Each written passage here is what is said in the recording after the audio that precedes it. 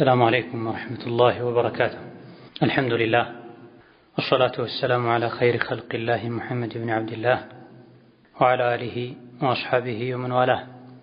أما بعد، كفل 17 የኡሱል الإيمان ወይም የእምነት መሰረቶች የሚለው ትምህርታችን قال المؤلف رحمه الله تعالى ومن ساداتهم ከመላእክት አለቆች አንዱ ሚካኤል አለይሂ ሰላም ሚካኤል በመባል የሚታወቀው መላእክት ነው። وهو ሚካኤል የሚባለው መላእክት ሙወከሉ ቢልቀጥሪ የዝናብና ወነባቲ የሚበቅሉ ነገሮች ኃላፊነት የተሰጠው የቀጥርና የነባት ተወካይ ነው። وروى الإمام أحمد إمام أحمد زجبوال عن أنس رضي الله تعالى عنه كأنس بن مالك أن رسول الله صلى الله عليه وسلم قال يا الله ملكتنيا اندالو قال لجبريل አሉት مالي ለምንድነው ለም አራ ሚካኤል በመባል የሚታወቀውን መላእክት የማላየው ضاحكا እየሳቀ ቀጡ በጭራሽ ሲስቅ አይቼው የማላውቀው ለምንድነው ብለው ነብዩ መሐመድ ለተከበረው መልአክ ለጅብሪል ጠየቁ። ቃለ ጅብሪልም ለጥያቄው መልስ ሲሰጥ አለ ማ ضحك ስቆ አያውቅም ሚካኤል የሚባለው መላእክት منذ خلقت النار የጀሃነም እሳት ከተፈጠረበት ጊዜ ጀምሮ ሚካኤል ስቆ አያውቅም ብለው መለሰልኝ አሉ። ባለፈው ሳምንት ትምህርታችን ከስድስቱ የእምነት መሰረቶች መሃል አንዱ የሆነውን በመላእክት የማመንን ጉዳይ መዳሰስ ጀምረናል። በመላእክቶች ማመን በአላህ ተባረከ ወተዓላ እንደማመን፣ በአኺራ እንደማመን፣ በመልእክተኞችና መልእክተኞች ላይ በወረዱ መጽሐፍት እንደማመን ሁሉ የእምነት መሰረት ነው። በአላህ አምናለሁ በአኺራ አምናለሁ ግን በመላእክት አላምንም ያለ ሰው አላመነም፣ የእስልምና የእምነት መሰረትን አላሟላም። መላእክት የሚባል ፍጡር እንዳለ የአላህ ባሪያ እንጂ አምላክ እንዳልሆነ ማመን የእያንዳንዱ አማኝ ግዴታ እንደሆነ ገልጸን መላእክቶች የተለያዩ ስራዎች እንዳሏቸው፣ ደረጃዎች እንዳሏቸው፣ የተፈጠሩት ከኑር ከብርሃን እንደሆነ፣ ሌት ተቀን አላህን እንደሚያመልኩ፣ አላህን ከመገዛት ከማምለክ እንደማይሰላቹና እንደማይቋረጡ አይተን የመላእክቶች አለቃ ጅብሪል እንደሆነ ካየም በኋላ ሼኹ ረሕመቱላሂ ዐለይህ ሌላኛውን ታላላቅ አለቃ ከሚባሉ መላእክቶች መሃል አንዱ የሆነውን ሚካኤልን ጠቅሰዋል። ወሚን ሳዳቲሂም የመላእክት አለቃ ከሚባሉት ውስጥ አንዱ ሚካኤል ነዋል። ባለፈው ሳምንት እንደተጠቀሰው መጨረሻው ኢል ብሎ የሚያበቃ የአላህ ባሪያ ማለት ነው ትርጉሙ ብለናል። ጅብራኢል፣ ኢስራፊል፣ ሚካኤል ማለት የአላህ ባሪያ አብዱላህ አብዱራህማን እንደማለት ነው። ሚካኤል የሥራ ድርሻው ሙወከሉን ቢልቀጥሪ ዝናብ በማዝነብ ወነባቲ ከምድር ላይ የሚበቅሉ ነገሮችን ማብቀልና መከታተል ኃላፊነት የተሰጠው መላእክት። ዝናብ የሚያዘንበው አላህ ነው። የተዘሩ የተተከሉ ነገሮችን የሚያበቅለውም አላህ ነው። ነገር ግን እንደ ሰበብ እንደ ኃላፊነት መከታተሉን መቆጣጠሩን ሚካኤል ለሚባል መላእክት ሰጥቷል። ስለዚህ ከመላእክቶች ውስጥ ስሙን የምናውቀው መላኢካ እስከነስሙ ልናምን ይገባናልና በዚህ መልኩ በስም ከምናውቃቸው መላኢኮች አንዱ ሚካኤል ነው። وروى الإمام أحمد عن أنس رضي الله عنه أن رسول الله صلى الله عليه وسلم قال لجبريل نبي لجبريل علوت ما لي لم أرى ميكائيل ضاحكا قط لمن دنو ميكائيل بفزم سيسك አይቸው የማላውቀው ለምን አይስቅም ብለው ጠየቁ። አንዳንድ ባህሪያት መላእክቶች ዘንድ ያሉ ከሰዎች ጋር የሚያመሳስሏቸው አሉ ማለት ነው። አንዳንድ መላእክትን ከሰዎች ጋር የሚያመሳስሉ ባህሪያት አሉ ማለት ነው። ከዚህም አንዱ መሳቅ ነው። ነብዩ ሰለላሁ ዐለይሂ ወሰለም ለምን አይስቅም ሚካኤል? መሳቅ የሰው ልጅ ተፈጥሯዊ ባህሪ ለየት ስላለባቸው ነቢ ጠየቁ። ጅብሪል ሲመልስ ማ ضحك ሚካኤል ስቆ አያውቅም منذ ጀምሮ خلقت النار እሳት ከተፈጠረች ጊዜ ጀምሮ አንዴ እንኳን ስቆ አያውቅም። ለምንድን ነው እሳት ከተፈጠረችበት ጊዜ ጀምሮ ሚካኤል መሳቅ ያቆመው? ባለፈው ሳምንት ስለ ጅብሪል ተመሳሳይ ዘገባ አሳልፈናልና መልሱን ከዛ እናገኛለን። ጅብሪል አለይሂ ሰላም ወደ ነብይ ያለቀሰ መጣ። ነብዩ ሰለላሁ ዐለይሂ ወሰለም ምን ነው ለምን ታለቅሳለህ አሉት። ለምን አላለቅስም? በአላህ እምላለሁ አላህ እሳትን ከፈጠረበት ጊዜ ጀምሮ ከማልቀስ ተቋርጬ አላውቅም።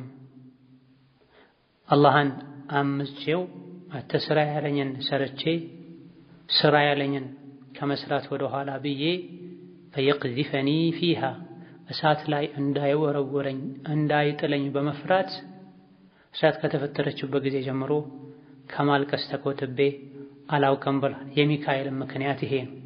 እሳት ከተፈጠረችበት ጊዜ ጀምሮ የተከበረው የመላኢካ አለቃ ከሚባሉት መሃል አንዱ የሆነው ጅብሪል እንደዚሁ ሚካኤል እሳትን ፈርተው አላህን ፈርተው መጥፎ ስራ ሰርተን ወደ እሳት እንዳንሄድ ብለው ያለቅሳሉ። በመሰረቱ መላኢካ አላህ ያዘዘውን ከመታዘዝ ወደ ኋላ አይልም። አላህን አያምፅም። መላኢካ ላ ያዕሱነ አላህ ማ አመረሁ አላህ አድርጎ ያላቸውን ያዛቸውን አያምፁም ተብሏል። ከመሆኑም ጋር ይፈራሉ፣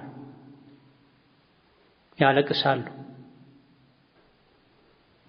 ደስታ እንደራቀው ሰው ሳቅ ከነሱ ይጠፋል፣ ይርቃል። ጀሃነም ሊያስገባ የሚችለውን ወንጀል እንደማይዳፈሩ አላህ ተባረከ ወተዓላ ተናግሮ ሳለ ባህሪያቸው ሳይሆን አላህን ማመፅ። የሰው ልጅ ግን ከእውቀቱ ማነስ የመጣ ከደረቅነቱ የመጣ የጀሃነም እሳት ማገዶ ለመሆን ምክንያት የሚሆነው ወንጀል እሱ ጋር በብዛት ከመገኘቱ ጋር ቀን ከሌሊት ይስቃል። አላህን ከማስቆጣቱ ጋር አኺራውን ከማበላሸቱ ጋር ለዚህ ያበቃው የሰውን ልጅ ጅህልናው አላዋቂነቱን። በጭራሽ ምንም አትሳቁ አይባልም። ሁሌ አትሳቁ ነው የሚባለው። በሆነ ባልሆነው አትሳቁ ነው የሚባለው። ልክ ያለፈ ሳቅን አትሳቁ ነው የሚባለው። አይሻ ረዲየላሁ ዐንሃ እንደተናገሩት ነብዩ ሰለላሁ ዐለይሂ ወሰለም ላንቃቸው ወይ መንጠላቸው እስኪታይ ድረስ ስቀው አያውቁም ብለዋል። የነብይ ሳቅ ፈገግታ ነበር ብለዋል። እኔ የማውቀውን ብታውቁ ኖሮ ትንሽ ስቃችሁ ብዙ ባለቀሳችሁ ነበር ብለዋል። ጭራሽ አለመሳቅ ሳይሆን ከኛ የሚጠበቀው ሳቅን መቀነስ፣ ለአኺራ መዘጋጀት፣ መስጋት፣ በስጋትና በተስፋ መሃል መኖር ነው የሚጠበቅብን። መግቢያ የጀነት ነው ጀሃነም። ሲራጥን በሰላም ከሚሻገሩት ነኝ ወይስ ከሚወድቁት? የሥራ መዝገባቸውን በቀኝ ከሚቀበሉት ነኝ ወይስ በግራ ከሚሰጡት? ይሄን ሳናረጋግጥ እንደተባለው ላንቃ አንጥር እስኪታይ ድረስ ግራ ቀኝ ያለ ሰው ዞሮ እስኪያይ ድረስ በሆነ ባልሆነው ቀልብ የሚያደርቅ ሳቅን ልንስቅ አይገባም። አብዝቶ መሳቅ ቀልብ ያደርቃል። አብዝቶ መሳቅ ቀልብ ባዶ የመሆኑ ምልክት ነው። ለመሳቅ ብለው ፈጥረው ዋሽተው ያልተከሰተውን ተከስቷል፣ ያላደረጉትን አደረግኩ እያሉ የሚያወሩ ሰዎች አሉ። እንዲህ አይነቱን ሰው ሰዎችን ለማሳቅ ብሎ እየቀጠፈ የሚዋሽ ወዮለት ብለዋል ነብዩ ሰለላሁ ዐለይሂ ወሰለም። ስንገናኝ በመጠኑ ወንጀል በሌለበት መልኩ ተጫውተን ተሳስቀን ቀጣዩን ጊዜ አብዛኛውን ጊዜ ስለ ዲን ለመማር አላህን ለማስታወስ ልናደርገው ይገባል እንጂ አብዛኛውን ወይም ሁሉንም ሰዎች ሲገናኙ ያላቸውን ጊዜ ለሳቅና ለቀልድ ለሐሜት ሊያደርጉት አይገባም። ወሚን ሳዳቲህም ኢስራፊሉ እንደዚሁ ከመላእክቶች አለቃ ከሚባሉት አንዱ ኢስራፊል ነው። የአለቃዎች ሁሉ አለቃ ጅብሪል ነው። በአለቃነት ደረጃ ያሉ የሚያዙ፣ የሚከለክሉ፣ የሚመሩ ሌሎች አሉ። ከነዚህ አንዱ ኢስራፊል ነው። ወሁወ ኢስራፊል የሥራ ድርሻው አንዱ ነው። ሐመለቲል ዐርሽ የአላህን ዐርሽ ተሸካሚ ከሆኑ መላእክቶች መሃል አንዱ ነው። ይሄ አንደኛ ስራው ነው። ወሁወ እሱ ነው አለዚ የንፉኹ የሚነፋው ፊሱሪ ቅያማ ሲቆም በቀንዱ በጥሩምባውን የሚነፋውም እሱ ነው። ይሄ ሁለተኛ ስራውን። ወረወ ትርሚዚዩ ኢማሙ ትርሚዚ ዘግበዋል። ወሐሰነሁ ደረጃውን ሐሰን ነው ጥሩ ነው ሐዲሱም ብለውታል። ወልሐኪሙ ኢማም አልሐኪምም ዘግበውታል። عن أبي سعيد الخدري رضي الله عنهما كأبو سعيد الخدري قال أبو سعيد مبال الصحابي قال رسول الله صلى الله عليه وسلم يا الله ملك تنيالو كيف أنعم أنديت زنان له أنديت بملو لبيت دست له وصاحب القرن يكندو بالبيت قد التقم القرن ቀንዱን ወይም ጥሩምባውን ጎርሶታል፣ አፉ ውስጥ ከቶታል። ወሐና ጀብሀተሁ ግንባሩንም አዘቅዝቋል፣ ዝቅ አድርጓል። ወአስጋ ሰምዐሁ ጆሮንም ደቅኗል። የንተዚሩ እየጠበቀ መታ ዩእመር መች እንደሚታዘዝ እየተጠባበቀ ፈየንፉኹ እንዲነፋ ቅያማ ሲቆም ሚነፋ ጥሩምባ አለ። ይሄ ቀርን ይባላል፣ ሱርም ይባላል። የሱሩ የቀንዱ የጥሩምባው ባለቤት ጥሩምባውን አፉ ውስጥ አስገብቶ ዝቅ ብሎ ጆሮን ደቅኖ መቼ እንደሚታዘዝ እየጠበቀ ነው። ንፋ ቅያማ ቆመ መባሉን ነው የሚጠብቀው። ስለዚህ እንዴት ነው እኔ ዱንያ ላይ በሙሉ ልቤ ምዝናናው አሉ። ቃሉ ቦታው ላይ የነበሩ ሱሐቦችም አሉ ፈማ ነቁሉ ያ ረሱለላህ ታዲያ ምን እንበል፣ ምን እናድርግ፣ ምን ይሻላል አሏቸው። ቃለ ነቢዩ አሉ ቁሉ ሐስቡነላሁ ወኒዕመል ወኪል ዐለላሂ ተወከልና ይሄም በሉ አሏቸው። ሐስቡነላህ አላህ በቂያችን ነው፣ አላህ አለልን። ወኒዕመል ወኪል ከመመኪያነት አንጻር አላህ ተባረከ ወተዓላ ያማረ መመኪያ ሆነ። ዐለላሂ ተወከልና አስተማማኝ ያማረ መመኪያ በሆነው አላህ ላይ ተመክተናል፣ እሱ አለልን በሉ አሏቸው።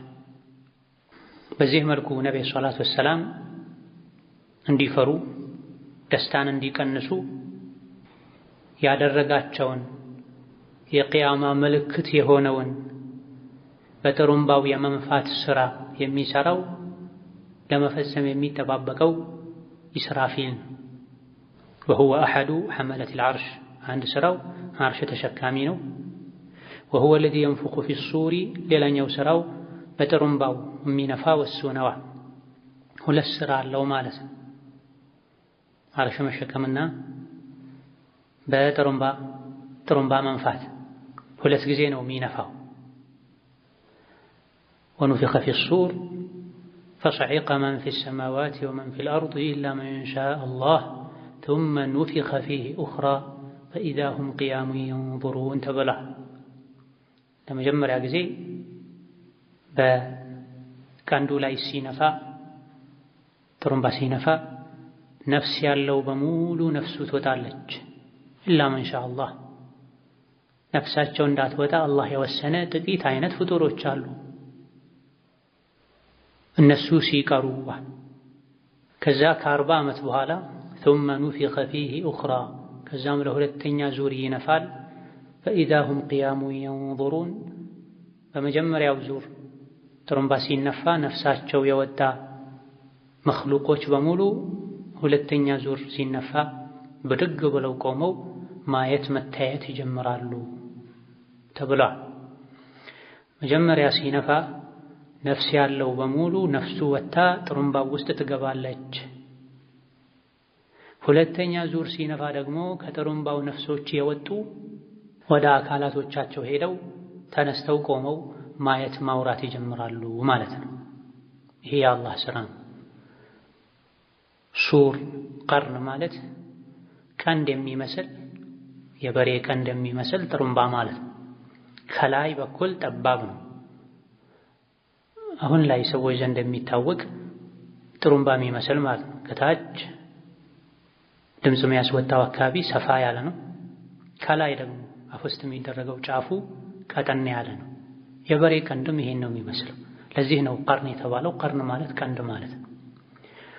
እንደው በስም ደረጃ ለኛ እንዲገባን የምናውቀው ይህ ስለሆነ በዚህ መልኩ ተገለጸ እንጂ ነፍስ ያለው በሙሉ ነፍሱ ወጥታ እዛ ውስጥ ገባለች ነው የተባለው። በጣም ግዙፍ ነው፣ ትልቅ ነው።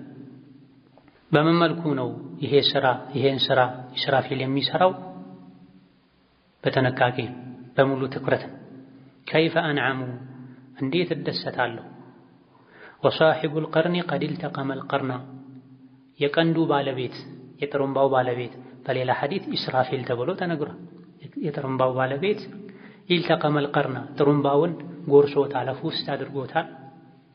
ወሐና ጀብሀተሁ አንገቱን ዘቅዘቅ አድርጓል።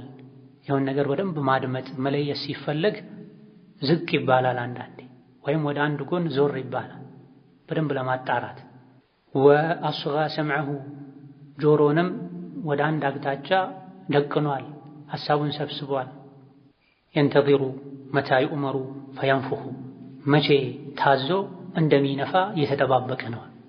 አድርጉ የተባሉትን እንጂ እንደማያደርጉ ነው እነዚህ ነገሮች ሁሉ የሚያሳዩ። ባለፈው ሳምንት ደርስ መጨረሻ ላይ ጅብሪልን ነቢ ዓለይሂ ሰላቱ ወሰላም አላ ተዙሩና አክተረ ሚማ ተዙሩና አሉት። አሁን ከምትዘይረን ከምትጎበኘን የበለጠ ቶሎ ቶሎ እየመጣህ ለምን አንገናኝም አሉ ነቢ ሰለላሁ ዐለይሂ ወሰለም ለጅብሪል። ነቢዩ ጅብሪልን ይወዳሉ፣ አማኞች ጅብሪልን ይወዳሉ፣ ጅብሪልም አማኞችን ይወዳል። የምድር ሙእሚኖች ከሰማይ ሙእሚኖች ጋር ይዋደዳሉ፣ የኢማን ዝምድና አላቸው። ለዚህም ነው አርሽን የሚሸከሙ ከአርሽ ዙሪያ ያሉ መላእክት ምድር ላይ ላሉ አማኞች ኢስቲግፋር ያደርጉላቸዋል። አላህ ሆይ ራሳቸውን፣ ወላጆቻቸውን፣ ልጆቻቸውን፣ የትዳር አጋሮቻቸውን ጀነት አስገባቸው፣ ጀሀነም ከሚያስገባ ሰይአት ወንጀል መጥፎ ሰራም ጠብቃቸው እያሉ የሰማይ ሙእሚኖች ለምድር ሙእሚኖች ኢስቲግፋር ያደርጋሉ፣ ይጠብቋቸዋል። መልካም ስራቸውን ይጽፋሉ፣ መጥፎ ስራቸውን ሳይጨምሩ ይጽፋሉ። በአንዳንድ ዘገባዎች እንደተነገረው ኢንካነ ፊህ መቃል መጥፎ ስራ ሲሰሩ ምናልባት ሊተውበት ይችላል ያለ አንደኛው መላኢካ ቆይ አትጻፍ ጠብቅ እንደሚለውም ተነግሯል። ወደፊት ይመጣል። ስለዚህ ነብዩ ሰለላሁ ዐለይሂ ወሰለም ሙእሚኖች ሷሊሖች መላኢኮችን ይወዳሉ። ነብዩ ከጅብሪል ጋር በተደጋጋሚ መገናኘት ፈልገው ሲጠይቁ ወማ ነተነዘሉ ኢላ ቢአምሪ ረቢክ በጌታ ትእዛዝ እንጂ አንወርድም፣ አላህ ውረድ ሲለኝ ነው መወርደው ወደ ምድር። እዚህም ጋር እስራፊል ንፋ እስከሚባል እየጠበቀ ነው። ላ ያዕሱነ አላህ ማ አመረሁም ማለት ይሄ አድርጉ ሲባሉ ያደርጋሉ፣ አድርጉ ያልተባሉትን አያደርጉም። ከሰው ልጅ በተቃራኒ ከአብዛኛው የሰው ልጅ ባህሪ በተቃራኒ የሰው ልጅ አታድርግ የተባለውን ነገር ለማድረግ ይጓጓል፣ ሸይጣን ይገፋፋዋል። አድርግ የተባለውን ነገር ከማድረግ ወደ ኋላ ይላል፣ ይዘናጋል። ስለዚህ ነብዩ ሰለላሁ ዐለይሂ ወሰለም የቂያማ መቆም ምልክት የሆነው በጥሩምባ የመንፋስ ስራ በየትኛውም ሰዓት ሊከናወን ሊፈጸም ይችላል። መላኢካው ተዘጋጅቶ እየጠበቀ ነው። እንዴት ልደሰት፣ እንዴት ልዝናና? ታዲያ ምን ይሻላል አሏቸው። ሱሐቦች ደነገጡ፣ ተጨነቁ። ነቢዩ እንኳ ያን ሁሉ ኸይር ስራ ከመስራታቸው ጋር ሰግተዋል። ሐስቡነላህ በሉ አሏቸው። ሐስቡነላህ በሉ ማለት ስራ ተው ማለት አይደለም፣ ከስራው ጋር ማለት ነው። ነቢይ ስራ ስለማይሰሩ አይደለም የተጨናነቁት የፈሩት።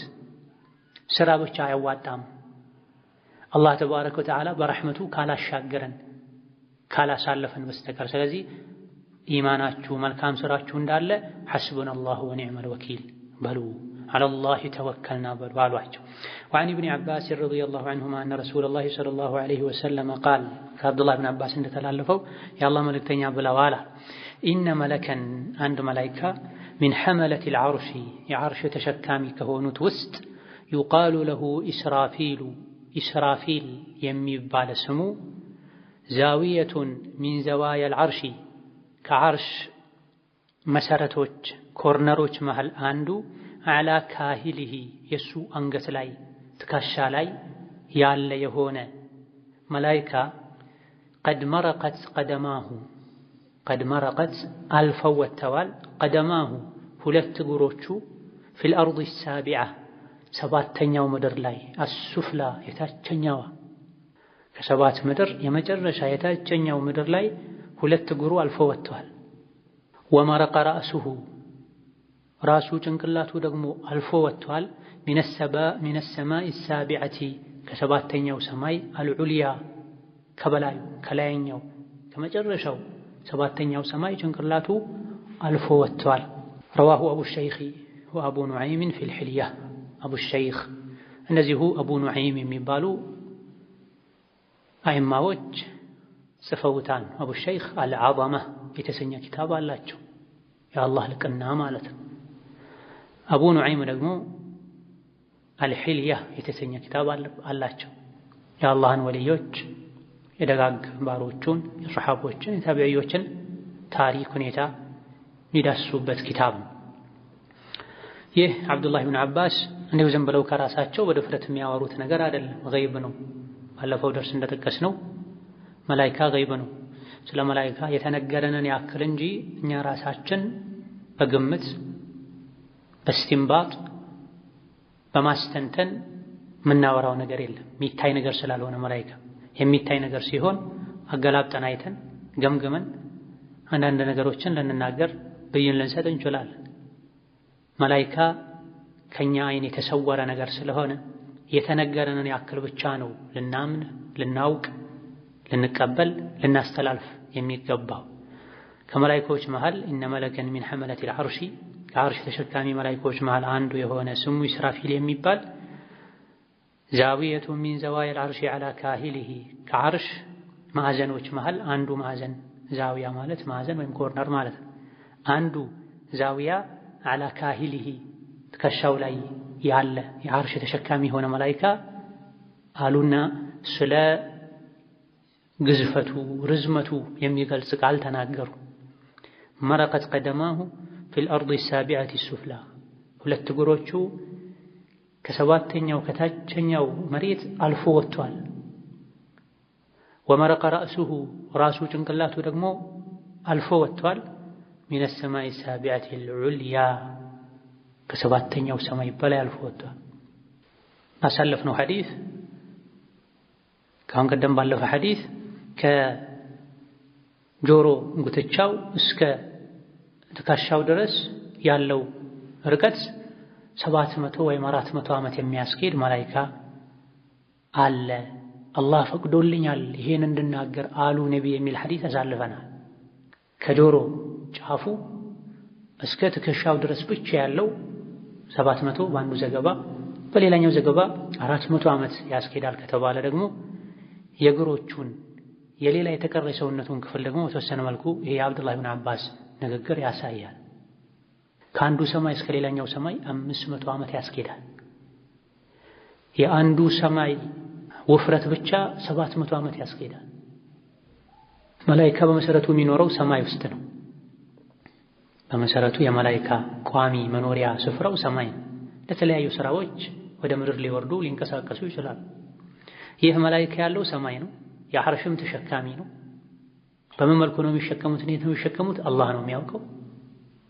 ነገር ግን ቆም ብሎ የአላህን ዐዘማ፣ የአላህን ልቅና፣ የአላህን ታላቅነት እንድናስብ የሚያደርገው መላኢካው ያለው ሰማይ ላይ ነው። እያንዳንዱ ሰማይ ውፍረቱ ብቻ 500 ዓመት ያስኬዳል። በገረም እንበለው በፈረስ ግልቢያ እንበለው 500 ዓመት ያስኬዳል ተብሏል።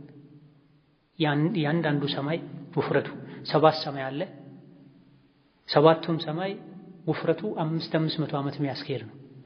በአንዱና በሌላኛው ሰማይ መሃል ያለው ርቀት ደግሞ 500 ዓመት የሚያስኬድ ነው። ከአንደኛው ሰማይ እስከ ሁለተኛው፣ ከሁለተኛው እስከ ሶስተኛው፣ ከስድስተኛው እስከ ሰባተኛው 500 ዓመት ያስኬዳል። ከምድር እስከ ቅርቧ ሰማይ 500 ዓመት ያስኬዳል። ከዛ በኋላ የምድር ርቀት አለ ወደ ታች። አንድ መላኢካ ጭንቅላቱ ከሰባተኛው ሰማይ በላይ አልፎ ወጥቷል። እግሮቹ ከላይ ያሉ የሰማዩን ግዝፈት በእያንዳንዱ ሰማይ መሃል ያለውን የ500 ዓመት ርቀት ሁሉ አልፎ ከምድር በታች ከሰባተኛው ምድር በታች እግሩ አልፎ ወጥቷል። ማን ነው ይሄን የፈጠረው?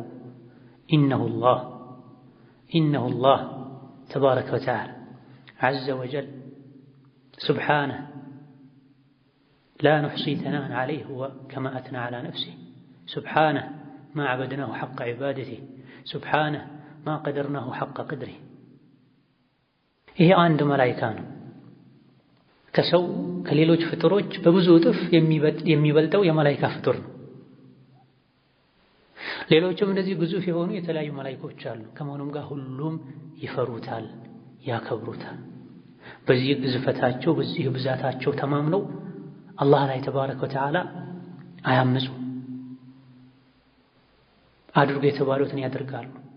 ጊዜውን ጠብቀው ይፈጽማሉ። ፈማ ባሉና ነሕኑ ሚን አድዓፊ ኸልቂላህ ደካማ ከሚባል የአላህ ፍጡር አንዱ እኛ ነን። ወኹሊቀል ኢንሳኑ ضعيፋ ደምና ስጋ ነን፣ ደካማ ነን። ከመላኢካ አንፃር የመላኢካ የሰውነቱ አንድ ጫፍ ላይ ያረፈ ብናኝ እንኳን አናክልም ከመላኢካዎች ግዝፈት አንፃር። ከመሆኑም ጋር ቀን ከሌሊት አላህን እናስቆጣለን። ምላሳችን አላህን ያስቆጣል፣ አይናችን አላህን ያስቆጣል፣ እግራችን አላህን ያስቆጣል። ስራችን ከጥሩ መጥፎ ይበልጣል። ኢላ መን ረሒመላህ ወቀሊሉን ማሁም። ስለ መላኢካ ሲነገረን ስለ መላኢካ ስንሰማ ራሳችን ልንወቅስ ራሳችን ልንተች ይገባናል። ወረዋ አቡ ሸይኽ አን አልአውዛዒ ረሒመሁላህ። አቡ ሸይኽ ከኢማሙ አልአውዛዒ ታላቁ ኢማም ከሳቸው ዘግበዋል። ቃለ ኢማሙ አልአውዛዒ አሉ ለይሰ አሐዱን ማንም የለም ሚን ኸልቂላህ ከአላህ ፍጥረታት ውስጥ አሕሰነ ሰውተን ድምፁ በጣም የሚያምር ምን ኢስራፊል ከኢስራፊል በላይ እንደ ኢስራፊል ድምፁ የሚያምር ፍጡር የለም። ፈኢዛ አኸዘ ፊ ተስቢሕ ኢስራፊል ሱብሓነላህ ማለት አላህን ማወደስ ማጥራት ሲጀምር ቀጠዐ ያቋርጥባቸዋል ዐላ አህሊ ሰብዒ ሰማዋትን ሰባቱ ሰማይ ላይ የሚኖሩ ነዋሪ መላኢኮች ላይ ሶላታቸውን ወተስቢሐሁም ተስቢሐቸውን ዚክራቸውን ያቋርጥባቸዋል። መቀጠል አይችሉም። የኢስራፊል የድምፅ ውበት በዚህ በሚያምር ድምፁ የሚሰሙት ደግሞ ተስቢሕ ውዳሴ ዚክር የሚሉትም ዚክራቸውን እንዲያቆሙ ሶላት የሚሰግዱትም ሶላቱን መቀጠል እንዳይችሉ ያደርጋቸዋል። ይሄም ቢሆን እንዲሁ ዝም ተብሎ ከመሬት ተነስቶ የሚነገር አይደለም። ከሶሓባ ሰምተውት በዋህይ አማካኝነት ከቀደምት ነቢያት ሊሆን ይችላል፣ ከነቢ ሊሆን ይችላል፣ ተነግሮ ደርሷቸው አግኝተውት ነው ሊሆን የሚችለው። ሁሉም መላኢኮች አላህን ያወድሳሉ፣ አላህን ያጠራሉ። ዩሰቢሑነ ሌይለ ወነሃራ ላ የፍቱሩን ቀን ከሌሊት አላህን ያወድሱታል፣ ያጠሩታል፣ ሱብሓነላህ ይላሉ፣ ይሰግዱለታል።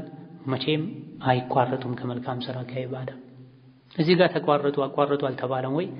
ከመተግበር ወደ ማድመጥ ነው የተሸጋገሩት። እሱም በጊዜያዊነት ነው።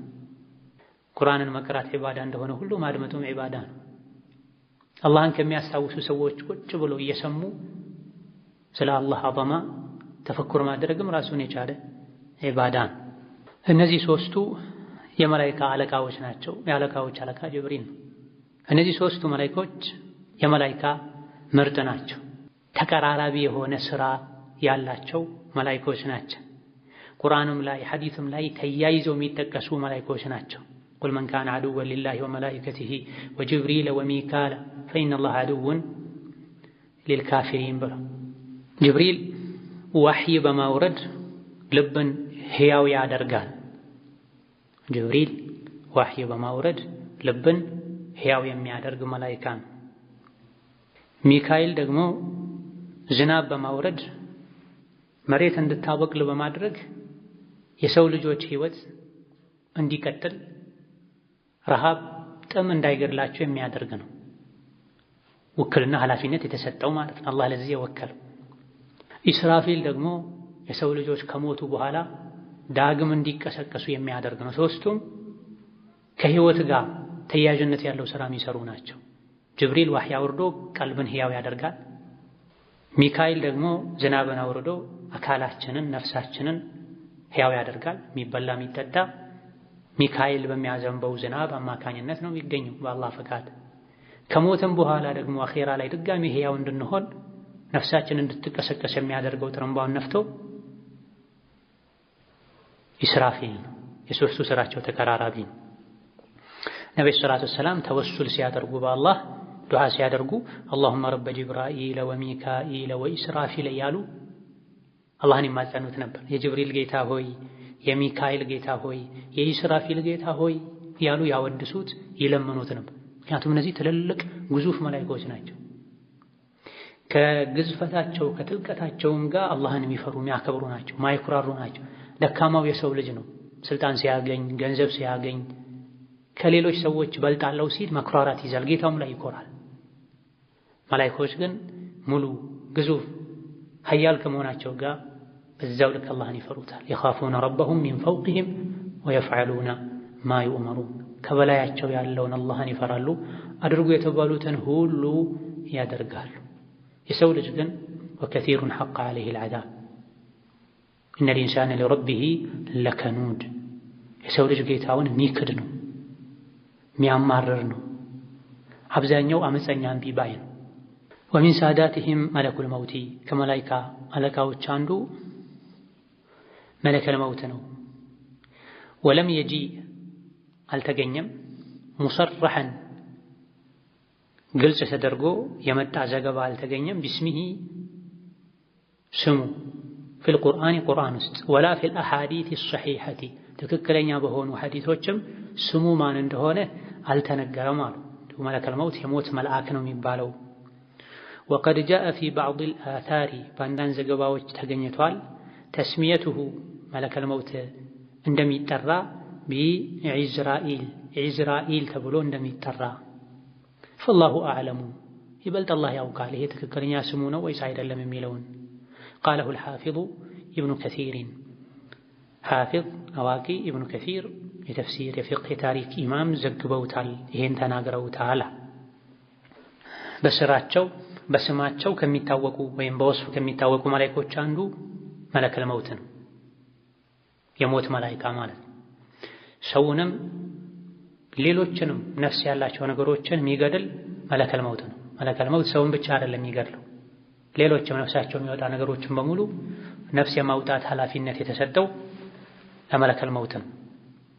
ብቻውን አይደለም፣ ከሱ ጋር ሌሎች ረዳቶች አሉ። መሪያቸው መለከል መውት ነው እንጂ ረዳቶች አሉት።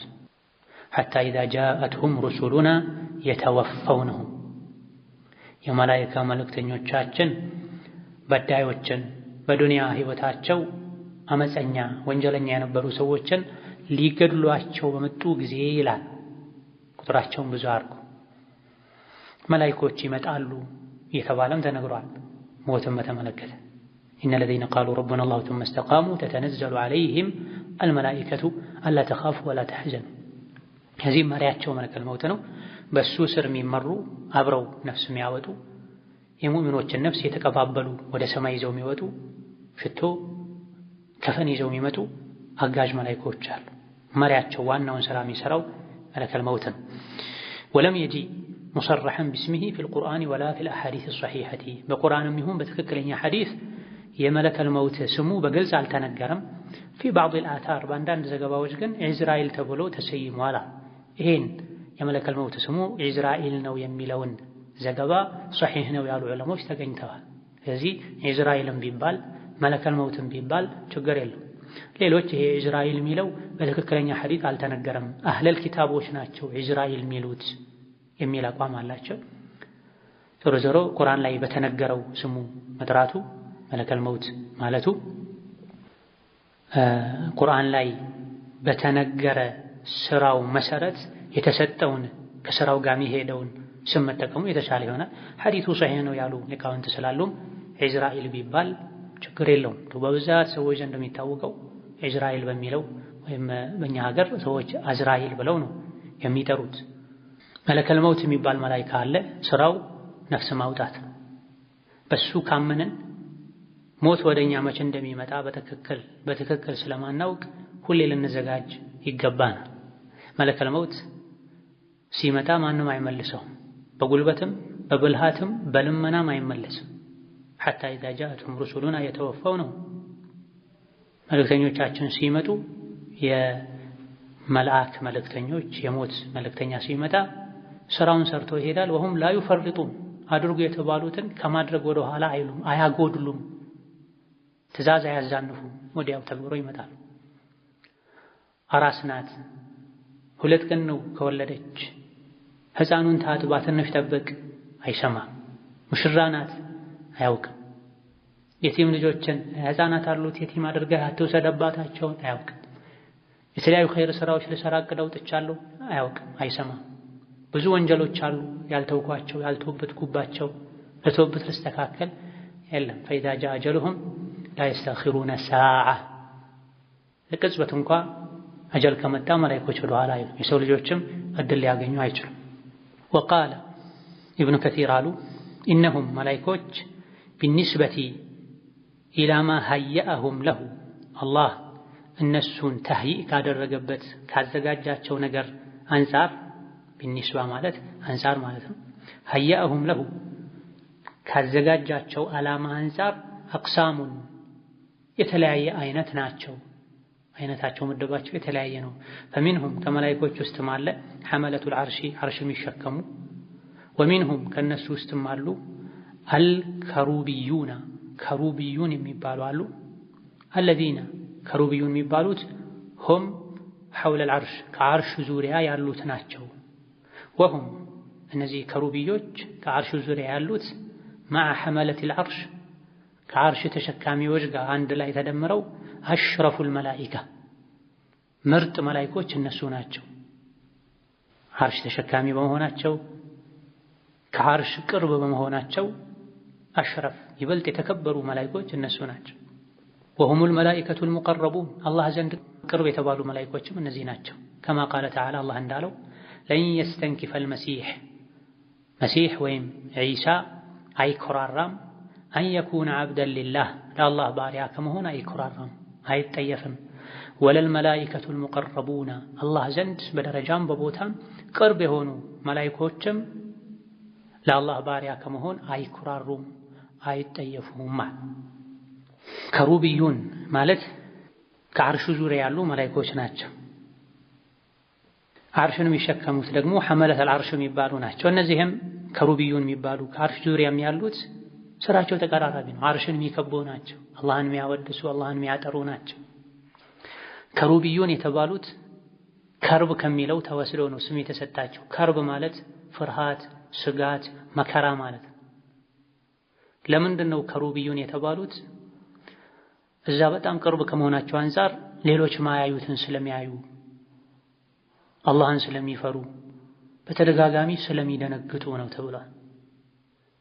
አላህን አብዝቶ የሚፈራ ሰው አላህን ጭራሽ እንደማያውቅ ሰው ሌሊቱን ሙሉ ተኝቶ እያንኮራፋ ፀሐይ እስኪወጣ ድረስ አልጋ ላይ እየተንከባለለ አይቆይም። አብዝተን አላህን በፈራም ቁጥር ሌሊት ሁሉ እንቅልፍ እምቢ ይለናል። የሚያስደነግጡ የቁርአን አንቀጾችን ከቀራን፣ ቀብርን ደጋግመን ካስታወሰን፣ ያጎደልናቸውን ያለ ፍቃድ የሰራናቸው ነገሮችን ባሰበን ቁጥር እንቅልፍ እምቢ ይላል፣ እንደነግጣለን። ህመም ሳይኖርብን እንታመማለን። እነዚህ ከሩብ የተባሉት ከከርብ ተወስዶ ነው። ድንጋጤ፣ ፍርሃት፣ ሐዘን ማለት መከራ ማለት። ምንም ሳይሰሩ በዚህ ልክ ከፈሩ ከተሸበሩ እኛ ምን ሊወጠን ነው? ስንት ነገር የምንሰራ ስንት ነገር የምናጎድል ሰዎች እዚህ ዱንያ ላይ ከርብ፣ ፍርሃት፣ ስጋት፣ ድንጋጤ ካልተሰማን አኺራ ላይ ፍርሃት፣ ከርብ፣ ድንጋጤ እንደሚሰማን ምንም ልንጠራጠር አይገባም። ዱንያ ላይ የፈራኝ ሰው አኺራ በሰላም ይኖራል፣ ዱንያ ላይ ያልፈራኝ አኺራ ይፈራል ተብሏል ዘገባ ላይ አታር ላይ። ወሚንሁም ከመላኢኮች ውስጥም ሱካኑ ሰማዋቲ የሰማያት ነዋሪዎች አሉ አሰብዒ የሰባቱ ሰማያት ውስጥ የሚኖሩ ያዕሙሩነሃ ሰማይን ያደምቋታል ዒባደተን በዒባዳ ዳኢመተን ቋሚ በሆነ ዒባዳ ለይለን ወነሃራ ቀን ከሌሊት ሰባሐን ወመሳአ ማለዳና ምሽት ላይ ከማ ቃለ ተዓላ አላህ እንዳለው ዩሰቢሑነ ለይለ ወነሃር ቀንና ሌሊት አላህን ያወድሳሉ ያጠራሉ ይሰግዱለታልም ላ የፍቱሩነ አያርፉም ተብሏል። ይህ በጥቅሉ እስካሁን ያሳለፍነውንም ጭምር የሚመለከት ከመላእክቶች ውስጥ የሰማይ ነዋሪዎች አሉ። ሁሉም መላእክት ናም በመሰረቱ ሰማይ ነው የሚኖረው። ነገር ግን የሰማይ ነዋሪነታቸው ያዕሙሩነሃ ሰማይን በማድመቅ ነው። እዚህ መግለጽ የተፈለገው በምንድነው ሰማይ የሚያደምቁት?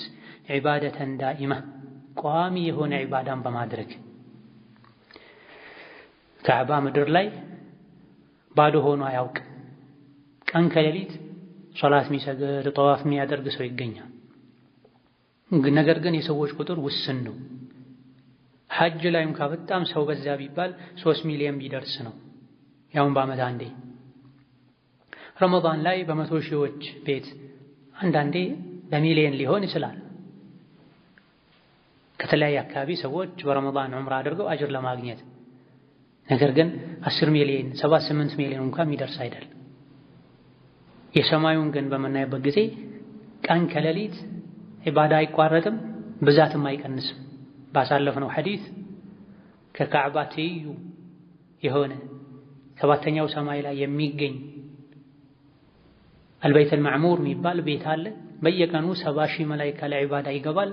ከዛ በኋላ ሁለተኛ የመግባት እድል አያገኝም። የመጨረሻ አንድ ዙር ነው የሚያገኙት ተብሏል። በየቀኑ 70,000 መላኢካ ከሰማይ ከተፈጠረበት በይተል ማዕሙር ከተገኘበት ጊዜ ጀምሮ እስካሁን እስከ ቂያማ ነገሩ በዚህ መልኩ ይቀጥላል። በየቀኑ 70,000 መላኢካ ይገባ፣ ድጋሚ እድል አያገኝም። ይሄ ነው ዩሰቢሑነ ለይለ ወነሃራ ላ የፍቱሩን የተባለው። ወሚንሁም ከመላኢኮች ውስጥም አለ አለዚነ የተዓቀቡነ የሚመላለሱ ኢለል በይቲል ማዕሙሪ ወደ በይተል ማዕሙር። አሁን ያብራራ ነው ነው። ቁልቱ አልኩኝ አሉ ሸይኹ አዛሂሩ ግልጽ ከአንቀጾች ከሐዲሶች የምንረዳው አነ አለዚነ የተዓቀቡነ ኢለል በይቲ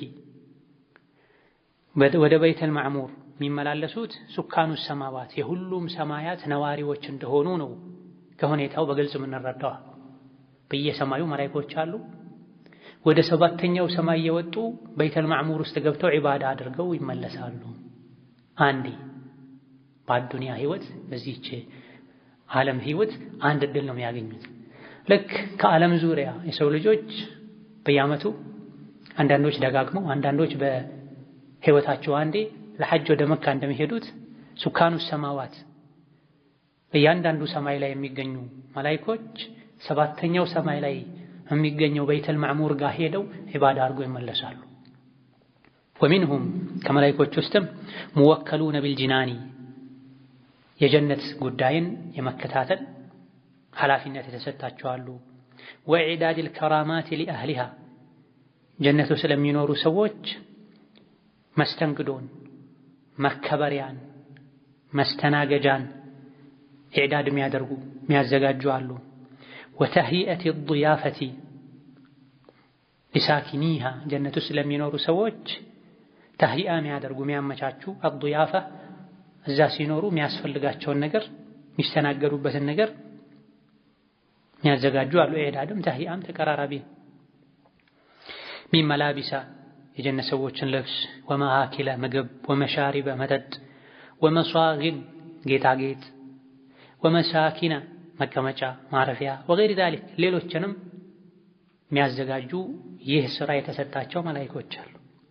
ሚማ ላ ዐይኑን ረአት አይን አይቶት የማያውቅን መዝናኛ መደሰቻ መስተንግዶ፣ ወላ ኡዙኑን ሰሚዐት ጆሮ ሰምቶት የማያውቅ ጸጋ መዝናኛ፣ ወላ ኸጠረ ውል ብሎ ተፈጥሮ የማያውቅን ዐላ ቀልቢ በሸር የሰው ልጅ ልብ ላይ የሰው ልጅ ልቡ ላይ እንኳ አስቦት የማያውቅ የሚያስደስት የሚያዝናና የሚበላ የሚጠጣ የሚለበስ የሚሸተት በማዘጋጀት የተጠመዱ ይህ ኃላፊነት ውክልና የተሰጣቸው መላኢኮች አሉ። ካሁን ቀደም እንደጠቀስነው የሰው ልጆች የተፈጠሩት ከስሜት ከፍላጎት ከአቅል ጋር ተቀላቅለው ነው የተፈጠሩት። ሰው ልጅ ስሜትም አቅልም ነው። እንስሳ ስሜት ብቻ ነው። መላኢካ አቅል ብቻ ነው። የሰው ልጅ መሃል ነው ያለው። ፈተናውም ያረፈው እሱ ላይ ነው። ስሜቱ የፈለገውን ወደ ማድረግ ይጠራዋል። መግደል፣ መዝረፍ፣ ዝሙት መስራት፣ ከሰው ጋር መጣላት፣ ወደ ፈለጉበት መሄድ፣ ይሄ የስሜቱ ጥሪ ነው። ሶላት መስገድ፣ ዘካ መስጠት፣ ቁርአን መቅራት፣ አይንን ሰበር ማድረግ፣ ምላስን ክፉ ቃል እንዳይናገር መቆጣጠር፣ ይሄ የአቅል ጥሪ ነው። አላህ የሚፈልገው ሁለት ነገሮች ይጎትቱታል፣ ይሻሙታል የሰውን ልጅ። ወሐመለሃ አልኢንሳኑ ኢነሁ ካነ ዘሉመን ጀሁላ የተባለው የሰው ልጅ ኃላፊነትን አማናን ተሸከም የተባለው ይሄ። እንስሳት ደግሞ አቅል የላቸው፣ ፊጥራ አላቸው። በተወሰነ መልኩ የሚጠቅማቸውና የማይጠቅማቸውን ሊያውቁ ይችላሉ። ከራሳቸው ከመኖና ከሰርዷቸው አልፎ ስለሌላ ነገር አያስቡ። ስሜት ብቻ ናቸው። መጥፎን ነገር እንዳያደርጉ የሚከለክል፣ በየሜዳው እንዳይሸኑ፣ በየሜዳው እንደፈለጉ እንዳይሆኑ የሚከለክል አቅል የላቸው። ገደል ላይ እንዳይወድቁ፣ እሾህ እንዳይበሉ የሚከለክላቸው ውስጣዊ ስሜት አላቸው። መላኢካ ግን አቅል ብቻ ነው፣ የሚጠቅምን ነገር ብቻ ነው የሚያደርጉት። የሰው ልጅ መጥፎ ነገርን በመተው ስሜቱን ረግጦ ተቆጣጥሮ በመያዝ አላህ የሚያዘውን ብቻ ካደረገ ከሰውነት ወጥቶ ወደ መላኢካነት ያድጋል። የመላኢካን ክብር ከዛም በላይ አላህ ይሰጠዋል። ውስጡ ላይ ስሜትም አቅልም ተፈጥሮ ነበር። ስሜቱን አሸንፎ በአቅል ተመራ። ቁርአን ሐዲስን ተከትሎ በአቅል ተመራ። አቅል ማለት ጠቃሚና ጎጂ የሆኑ ነገሮችን አመዛዝኖ ጉዳቱን ትቶ ጥቅም ያለውን ነገር ማድረግ ማለት ነው። ይሄን ደግሞ መለየት የምንችለው ቁርአን ሐዲስን ስንማር ነው፣ ነቢያትን ስንከተል ነው። አቅል ብቻ ሰጥቶ አልተወንም፣ መልእክተኛ ልኮልናል። ሁሉም የተላኩት ነቢዮች የሰው ልጆች ናቸው። አቅሉን መጠቀም ትቶ ስሜቱን ብቻ የመሰለውን ደስ ያለውን ያማረውን ብቻ ካረገ ከሰውነት ወርዶ ከእንስሳ በታች ይሆናል። ثم رددناه أسفل سافلين። የሰው ልጅ ስሜቱን ካሸነፈ በአቅል በቁርአን ከተመራ ጥቅምና ጉዳቱን ያመዛዘነ ጠቃሚ አላህ የሚወደው የሚፈቅደውን ነገር ብቻ እያደረገ ጎጂና መጥፎ ነገር ከተወ ስሜቱን ከገዛ አኺራ ላይ ጀነት ሲገባ መስተንግዶን የሚያዘጋጁለት መላኢኮች ይሆናሉ ማለት ነው።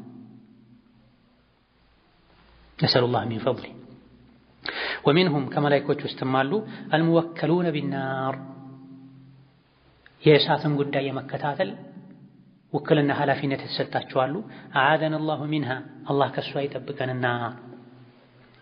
ወሁም እሳትን የሚቆጣጠሩ የእሳት ጉዳይ ኃላፊነት የተሰጣቸው አዘባኒያ፣ ዘባኒያ የሚባሉ የጀሃነም ዘበኛ የሚባሉ እነሱ ናቸው። ወሙቀደሙሁም፣ ግንባር ቀደሞቹ ከፊት ያሉት 19 ቁጥራቸው 19 ነው። ወኻዚኑሃ፣ ዋና ዘበኛዋ የጀሃነም ዋና ዘበኛ ማሊክ ነው። ወሁወ ማሊክ ሙቀደሙን ዐለል ኸዘና፣ ኸዘና ከሚባሉ ጠባቂ ተቆጣጣሪ መላኢኮች ቀዳሚ ነው፣ መሪ ነው፣ ራስ ነው። ወሁሙል መዝኩሩና፣ እነሱ ናቸው የተጠቀሱት ፊ ቀውሊሂ ተዓላ፣ ቀጥሎ ባለው በጌታችን ቃል ወቃለ አለዚነ ፊናሪ፣ እነዚያ እሳት ውስጥ ያሉት ከሃዲያን እምቢባዮች አሉ ሊኸዘነቲ ጀሃነመ፣ ለጀሃነም ዘበኛዎች ኡድዑ ረበኩም፣ ጌታችሁን ጥሩልን፣ ጠይቁልን፣ ለምኑልን፣ ዩኸፊፍ ዐና፣ እንዲያቀልልን ለኛ፣ የውመን አንድ ቀን ብቻ፣ ሚነል ዐዛቢ ከቅጣቱ ከስቃዩ አንድ ቀን ብቻ እረፍት እንዲሰጠን ጌታችንን ለምኑልን፣ ጠይቁልን አሉ። ይሄን ጥያቄ ያቀረቡት ለማን ነው? ሊኸዘነቲ ጀሃነም፣ ለጀሃነም ዘበኛዎች በማሊክ ስር ለሚመሩት። ወቃለ ተዓላ፣ እንዲሁ አላህ ብለዋል፣ ወናደው፣ የእሳት ነዋሪዎች ተጣሩ፣ ያ ማሊኩ፣ ማሊክ ሆይ፣ ሊየቅዲ ዐለይና ረቡክ፣ ጌታህ ፍርዱን ይስጥና ያጥፋን፣ አንችልም ከዚህ በላይ እሳት ውስጥ የተቃጠለን መኖር ብለው ማሊክን ይጠይቃሉ። ድሮ እዚህ ዱንያም ላይ መንገድ ስተዋል፣ አኺራም ላይ መንገድ ስታሉ። ቃለ፣ ማሊክ ይላቸዋል ከብዙ ዓመት በኋላ በተፍሲር እንደተነገረው ኢነኩም ማኪሱን እናንተ በዚሁ ሁኔታ ላይ እዚሁ ውስጥ ዘውታሪዎች ናችሁ፣ አትወጡም አትሞቱም ይላቸዋል። ወቃለ ተዓላ ሌላኛው አንቀጽ ላይም አላህ ብሏል፣ ዐለይሃ ጀሀነም ላይ ተሹመዋል፣ መላኢከቱን መላኢኮች ተሹመዋል ጠባቂ ተደርገው፣ ጊላዙን ጨካኝ የሆኑ፣ ሺዳዱን ተፈጥሯቸው አፈጣጠራቸው ብርቱ የሆነ ጉልበተኛ የሆኑ፣ ላ ያዕሱነ አላህ ማ አመረሁም አላህ ያዘዛቸውን ማያምፁ፣ ወየፍዐሉነ ማ ዩእመሩን አድርጉ የተባሉትን ሁሉ የሚያደርጉ መላኢኮች ተሾመዋልና በጉልበት ለመውጣት አይቻልም፣ በጸባይ ለመውጣት አይቻልም። አድርጉ የተባሉትን ብቻ ነው የሚያደርጉት። እዛ የገባ ተስፋ ቆርጦ ይኖራል። ወቃለ ተዓላ በሌላኛው አንቀጽም አላህ ብሏል፣ ዐለይሃ ጀሀነም ላይ አለ ተሹሞ 19 መላኢካ ቁጥር ነው። 19 አይነት ነው ሁሉም ተብሏል። አዎ አይነት ነው። 19ኞች መሪዎች ናቸው። በእነሱ ስር የሚመሩ ስራ የሚሰሩ የሚቆጣጠሩ አሉ። ወማ ጀዐልና 19 ሲባል ቁጥሩ አንሶ አምፀን እንወጣለን አትበሉ። ወማ ጀዐልና አስሓበ ናሪ የእሳት ጠባቂዎችን አላደረግንም ኢላ መላኢካ እንጂ አላደረግንም። ቁጥሩ ትንሽ ስለሆነ የጀሃነም ሰዎች አምፀው ይወጣሉ ብላችሁ አትገምቱ። 19 የተባለው መላኢካ ነው። አንድ መላኢካ ብቻ ሙሉ የሰው ልጆችን ለብቻው ሊቆጣጠራቸው ሊያጠፋቸው ይችላል። ከግዝፈቱ አንፃር 19 መሆንም አያስፈልግም ነበረ፣ አንድ ይበቃቸዋል። እሱ ለሚያውቀው ሒክማ ነው 19 ያደረገው። ሱረቱ አልሙደሲር ላይ ይሄን አንቀጹን ሙሉን ስናነበው በግልጽ እንረዳለን። ወማ ያዕለሙ ጁኑደ ረቢከ ኢላ ቀውሊሂ አንቀጹ ረጅም ነው እስከሚለው ድረስ ቅሩት። ወማ ያዕለሙ ማንም አያውቅም ጁኑደ ረቢከ የጌታህን ወታደር ሰራዊት ኢላ ሁወ አላህ እንጂ። ብዙ አይነት መላኢኮች አሉ፣ ቁጥራቸውን እሱ እንጂ አላህ እንጂ የማያውቀው ለማለት ነው። ይህን ከመላኢኮች አይነት አንዱ ከመላኢኮች ስራ አንዱ ጀሀነምን መቆጣጠር፣ የጀሀነም ሰዎችን ማሰቃየት ነው። የጀሀነም እሳቱ ወደ ላይ ሲያስፈነጥራቸው በመዶሻ ወደ ታች የመቱ የሚመልሱ መላኢኮች አሉ።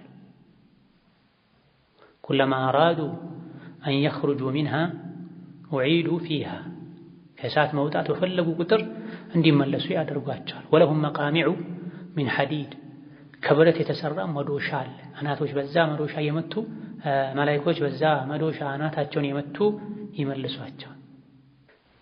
ስቃይ መከራ ሲበዛባቸው የጀሀነም ኸዘናዎችን ጠባቂዎችን ጌታችሁን ለምኑልን ጠይቁልን አንድ ቀን ያሳርፈን ይላሉ። ፈላህ ሙስተዓን አውጡን አይደለም የሚሉት፣ የላቸውም እንዲህ አይነት ተስፋ። ቢያንስ እንኳ አንድ ቀን እንረፍ ነው የሚሉት። አይሳካም። እሺ ይግደለን አላህ ሊየቅዲ ዐለይና ረቡክ ጌታ አላህ እንገላገል ያሙተናል። መላኢኮች በራሳቸው ጊዜ ምንም አያደርጉ። ይሄን የጀሀነም ሰዎችን ጥያቄ መላኢኮች ወደ አላህ ያስተላልፋሉ ስራቸው ስለሆነ አላህ ቀድሞ ቢያውቀውም ከ1000 ዓመት በኋላ መልስ ይመጣላቸዋል። ተፍሲር ላይ እንደተባለው ጥያቄውን አቅርበው አቅልሎልን አውጡን ሁሉን ይሞክራሉ፣ አልሆነም። የመጨረሻ ግደሉን ነው የሚሉት። ከዚህ ህይወት ሞት ነው የሚሻለው፣ እንገደል እንጥፋ። የዚህ መልስ ኢነኩም ማኪቱን አትሞቱም፣ አትወጡምም፣ እረፍትም አታገኙም፣ ይልቅ እዛ ውስጥ በቋሚነት ትኖራላችሁ ይባላል። በቋሚነት ትኖራላችሁ የሚለው መልስ ራሱ የሚመጣላቸው ከ1000 ዓመት በኋላ የተናቁ ናቸው።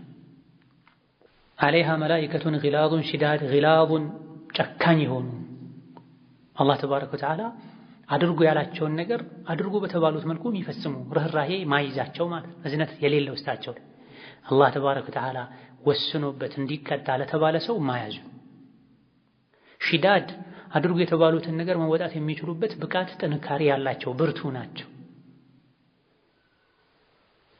ላ ያዕሱነ አላህ ማ አመረሁም አላህ ተባረከ ወተዓላ አድርጉ ያላቸውን ባለማድረግ አያምፁትም። ወየፍዐሉነ ማ ዩእመሩን የታዘዙትን ሁሉ ይፈጽማሉ። ያልታዘዙትን አይሰሩም፣ የታዘዙትን በአግባቡ ይሰራሉ። ይሄን የጀሃነም ሰዎች ላይ ተፈጻሚ ያደርጋሉ። ጉልበታቸውን ጥንካሬያቸውን አድርጎ የተባሉትን መፈጸምን የጀሃነም ሰዎች ላይ ያውሉታል። እዘነልኝ ብሎ እንኳ መላኢካ ወደ ጀሃነም ሲወስደው ቢጠይቅ አላህ ያላዘነልህ እኔ እንዴት አዝንልሃለሁ? እኔ ስራዬ አላህ ወደ ጀሃነም ውሰዱ ያለን መውሰድ ነው የሚሉ ነው የሚመስለው። ሌላው 19 መላኢኮች አሉ እሷ ላይ ሲባል የመካ አምባገነኖች፣ ሙሽሪኮች፣ ጃሂሎች አንደኛው እኔ 10ን እከላከላለሁ 9ን መከላከል ካቃታችሁ የራሳችሁ ጉዳይ ብሎ አሽፎ ነበር። ሌላኛው ደግሞ 10ን በአንድ ትከሻዬ 9ን በሌላኛው ትከሻዬ ገፍትሬያቸው እወጣለሁ ያለም ተገኝቶ ነበር። አላህ ለዚህ መልስ ሲሰጣቸው ወማ ጀዐልና አስሓበ ናሪ ኢላ መላኢካ 19 ሲባል ተራ እንዳንተ አይነት ደካማ ፍጡር መሰለህ እንዴ ብጡንቻህ ተማምነህ እኔ ገፍትሬ አልፋለሁ የምትለው? የጀሃነም አስሓቦች ጠባቂ የጥበቃ ባለቤቶች አስሓቡ ናር ማለት እዚህ የጀሃነም ነዋሪዎች ለማለት አይደል። የጀሃነም የጥበቃ ባለቤቶች ኢላ መላኢካ እንጂ ሌላ ፍጡር አላረግናቸውም። እንደ መላኢካ ግዙፍ ጠንካራ ፍጡር የለም። ከፍጥረታት ውስጥ በጣም ጠንካራው ግዙፉ አንደኛ መላኢካ ነው በጥንካሬ፣ ሁለተኛ ጂኒና ሸይጣኖች ናቸው። ከዛ በኋላ ነው የሰው ልጅ የሚመጣው። ከሰው ልጅ የተሻለ ጥንካሬ ያላቸውም አንዳንድ ፍጡሮች ይኖራሉ። ስለዚህ ከመላኢካ በላይ አቅም ያለው ፍጡር የለምና የጀሃነም ጠባቂዎች 19 ናቸው ሲባል ሰው እንዳይመስሉ አንዱ ብቻ ሙሉ የሰው ልጅን ሊደመስስ ይችላል። 19 አይነት መላኢካም ተብሏል። 19 ሰልፍም ሊሆን ይችላል። 19 ዋና ዋና ነው። በሱ ስር የሚመራ ሌላ ሊኖርም ይችላል። ለዚህ ነው ወማ ያዕለሙ ጁኑደ ረቢከ ኢላ ሁወ የተባለ። የጌታህን ወታደር ሰራዊት ከአላህ ውጪ ማንም አያውቅም ብዛቱን አይነቱን። ወሚንሁም ከመላኢኮች ውስጥም አልሙወከሉነ የተወከሉ አሉ ቢሒፍዝ በኒ አደመ የሰው ልጅን በመጠበቅ በመቆጣጠር በመከታተል ከማ ቃለ ተዓላ አላህ እንዳለው ለሁ ለሰው ልጅ ተደርጎለታል አለው ሙዐቂባቱን ተተካኪዎች ሚን በይን የደይሂ ወሚን ኸልፊሂ ከፊቱም ከኋላው የሚሆኑ የሚጠብቁ የሚከታተሉ የሕፈዙነሁ ይጠብቁታል ሚን አምሪላህ በአላህ ትእዛዝ መሰረት ይጠብቁታል። ቃል ኢብኑ ዓባስ አብዱላህ ኢብኑ ዓባስ አሉ ይሄን ሲፈስሩ መላኢከቱን መላኢኮች ናቸው ሙዐቂባት የተባሉት የሕፈዙነሁ የሰውን ልጅ የሚጠብቁ ናቸው ሚን በይን የደይሂ ከፊቱም ወሚን ኸልፊሂ ከኋላውም ፈኢዛ ጃአ አምሩላህ አንድ አላህ የወሰነው ውሳኔ ሲመጣ ግን ኸለው ዐንሁ ይለቁታል፣ በሩን ይከፍቱለታል። የሚጠብቁት አላህ እሱ ላይ እንዲደርስ ካልወሰነው አደጋ ነው። የተለያዩ አደጋዎች በግራ በቀኝ በኩል ሾልከን እናልፋቸዋል፣ እነሱም ያልፉናል። እንዴት ዳንክ እንዴት ዳነች ይባላል። አላህ ስላልቀደረው ነው፣ መላኢካ እየጠበቀን ስለሆነ።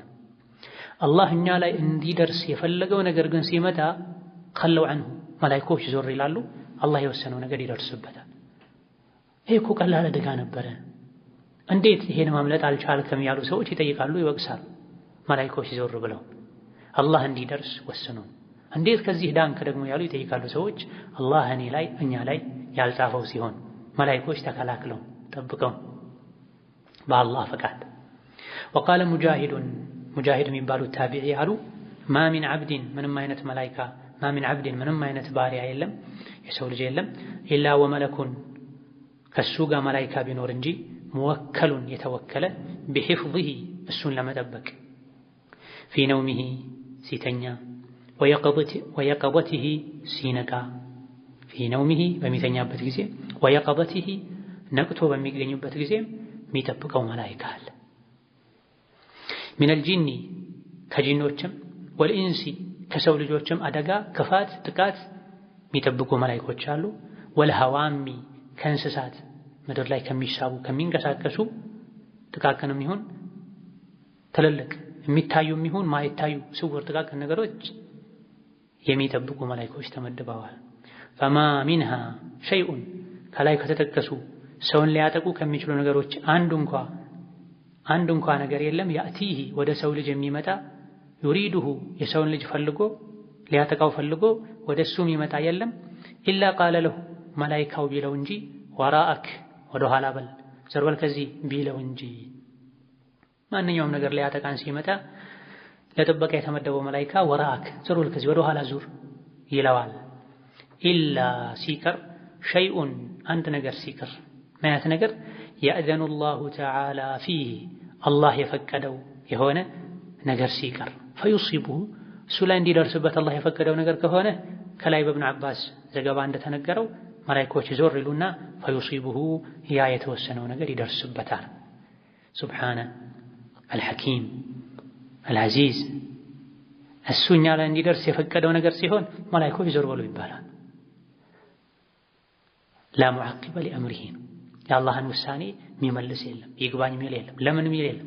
ጠብቁ የተባሉ መላእክቶች ዞር በሉ ተብለው የተወሰነበት ነገር ይደርሳል። የሰው ልጅ ላይ በብረት ብንከለል ብንሸፋፈን ነቅተን ግራቀኝ ፊት ኋላ ብናይ ባላወቅነው መንገድ መጥቶ ጥቃት ይደርስብናል። መላእክቶችም ዞር ይላሉ። እኛ ላይ እንዲደርስ ካልተወሰነ ግራቀኛችን በአደጋ ቢከበብ ማምለጥ እንችላለን።